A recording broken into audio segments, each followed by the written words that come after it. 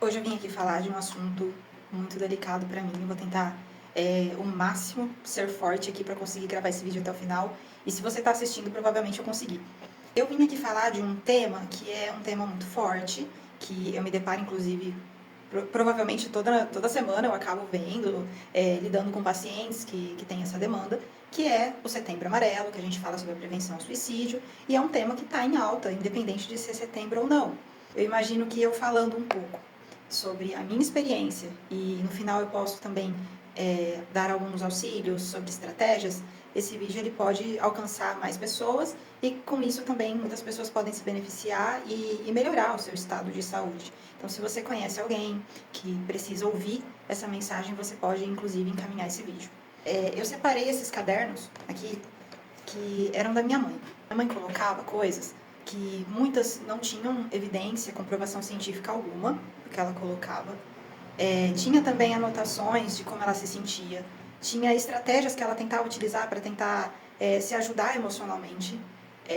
Ela era uma pessoa extremamente feliz e alegre, mas na parte de se abrir e falar como ela se sentia para os outros, ela não fazia. Quando eu falo de conteúdos que a gente tem que pensar um pouco, é porque tem muita coisa no Google, gente. Tem conteúdos assim que a gente pode aproveitar, que são ótimos, e outros que infelizmente não têm fundamentação científica.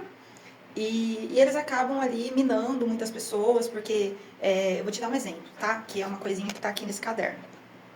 A minha mãe, ela sempre viu essas coisas de leis do universo. Nada contra, pelo amor de Deus, pessoal. Eu acho que todo mundo é livre para tentar e testar coisas que podem ajudar e pode vir a somar. Mas por que eu estou dando um alarde? Não existe comprovação que isso ajuda. Não tem nenhum estudo que comprove que se você ficar pedindo coisas para o universo, falando o quanto que você é perfeito em tudo, que você consegue tudo, que você vai ser rica, que você vai conseguir mesmo. Isso não existe. E até porque ninguém consegue ser perfeito mesmo em tudo. E ela fazia isso de forma demasiada. Tanto que ela colocava, eu sou uma cantora perfeita, sou uma pessoa perfeita, eu posso tudo. Não, ninguém pode tudo, ninguém é perfeito em tudo. Então, de certa forma, essa técnica que ela utilizava, querendo ou não, pode ter dificultado um pouco o processo dela de buscar primeiro uma ajuda assertiva, sendo que até, deixando bem claro que eu orientei ela sobre isso. Eu, como psicóloga, não poderia trabalhar com ela porque ela era minha mãe. Mas eu orientei ela, levei ela em terapia, mas não adianta, a pessoa também tem que querer ajuda. Ou tem que aceitar. Não dá pra gente ser perfeito em tudo. Na verdade, não dá pra gente ser perfeito em nada. A gente tenta. O que é legal é a gente ter um grau de exigência alto pra gente querer as coisas boas. Então, uma pessoa que limpa uma casa pra casa ficar bonita, uma pessoa que deixa as coisas, a casa cheirosa, ou você se cobra pra ser um bom funcionário, não é ruim. O problema é quando isso excede.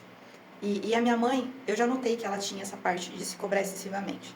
E ela pegou isso em relação à saúde mental dela. Ela se cobrava muito para tentar melhorar. E se você olhar esses cadernos dela, é nítido o quanto que ela faz isso. Adianta você anotar o que você pensa, o que você sente, fazer uma análise sobre isso? Com certeza, eu sou muito a favor, tanto que eu faço muito esse processo de psicoeducação com os meus pacientes. Mas só a anotação, não tem uma ativação comportamental, não tem uma parte de estratégia, de você ter a escuta, enfim, nada justifica. A terapia, né, não querendo puxar sardinha porque eu sou psicóloga, mas eu falo porque eu conheço a área. A gente tem que pensar que, para a gente pensar num roteiro, criar uma rotina, isso precisa ser esquematizado de uma forma coerente, de uma forma possível. Vai adiantar você encher uma folhinha dessa e olhar para depois dessa folha no dia seguinte e falar, poxa, eu não fiz nada? Ou eu fiz um item só? Não vai adiantar. Provavelmente você vai ficar chateado porque você só fez um item só dessa folhinha. Então, o que seria o ideal? Você fazer metas reais, metas possíveis. Enfim, pessoal, eu não vou me estender muito nos caderninhos, tá? É só para vocês terem uma ideia do que eu quero passar para vocês, que a gente precisa ficar vigilante das pessoas que estão ao nosso lado. Tem muita pessoa que dá sinal sim, e tem pessoa que não dá sinal nenhum. Tem pessoa que se fecha.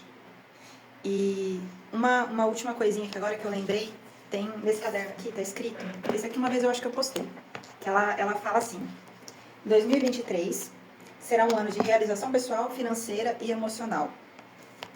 Bom, pessoal, minha mãe, em dezembro, no final de dezembro de 22, ela tirou a própria vida.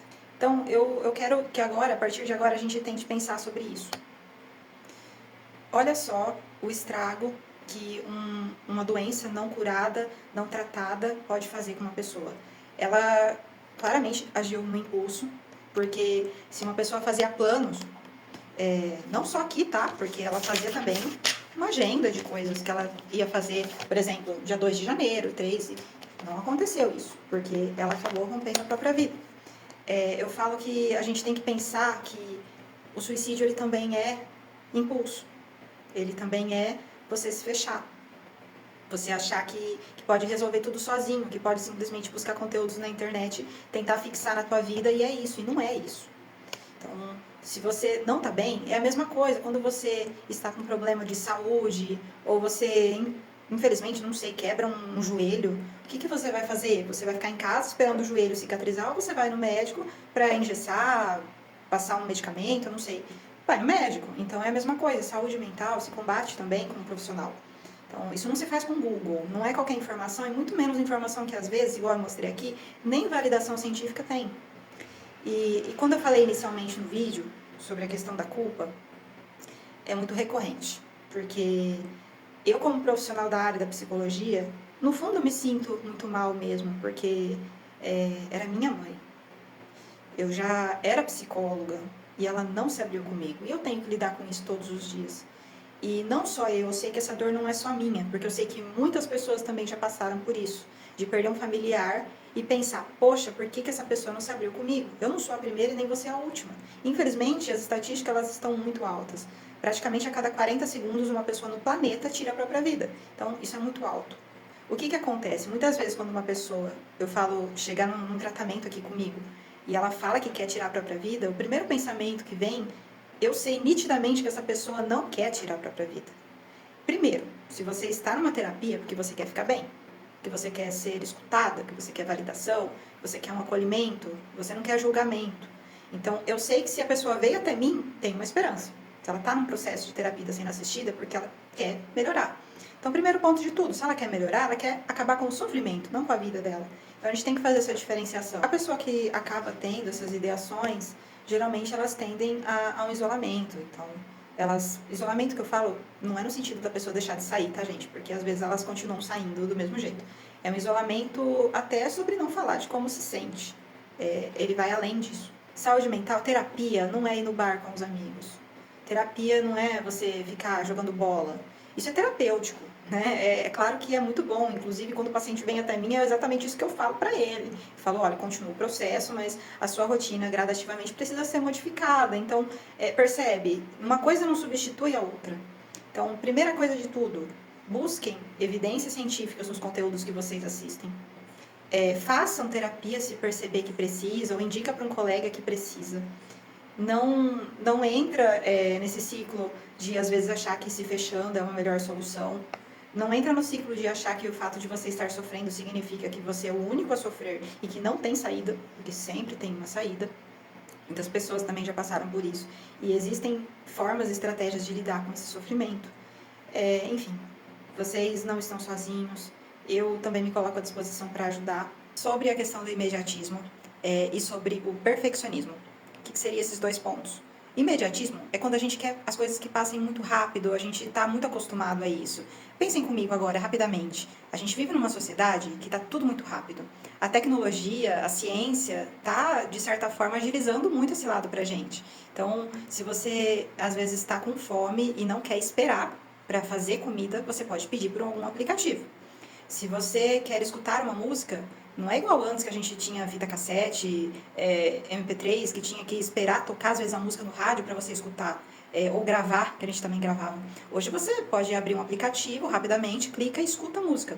Então, por que eu estou salientando isso? A nossa sociedade, cada vez mais, ela não tem mais paciência para nada, para esperar as coisas passarem ou para a gente regular a nossa questão emocional. A questão também sobre os nossos pensamentos, quando a gente acaba nutrindo pensamentos negativos sobre nós mesmos, sobre os outros, sobre o mundo, isso também levou, de repente, um tempo para você nutrir, então não é rapidamente que isso vai embora, isso precisa ser trabalhado.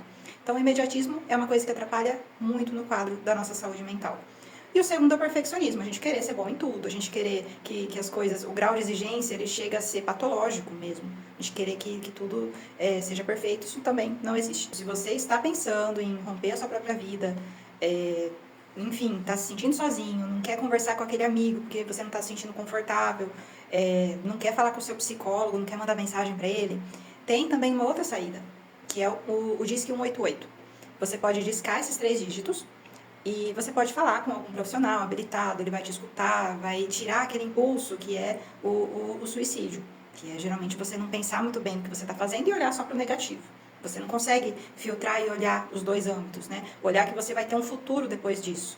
Porque imagina, se você, aí do outro lado, já pensou alguma vez em tirar a sua própria vida? Imagina que você, faz de conta que você pensou isso faz uns 5 anos. Imagina quanta coisa depois desses 5 anos que se passaram, né? Que coisas boas que aconteceram. Às vezes, o nascimento de um filho, um casamento, você viu alguém se formar, você teve a oportunidade de dar um beijo, de dar um abraço em alguém que, imagina se você tivesse feito, você não teria feito nada disso. Então, muita coisa boa vai acontecer na tua vida. Muita coisa. Mas para isso você tem que estar bem, você tem que estar vivo, você tem que fazer um tratamento se for o caso. Lembrem-se, o suicídio é uma estratégia definitiva para uma dor que é temporária.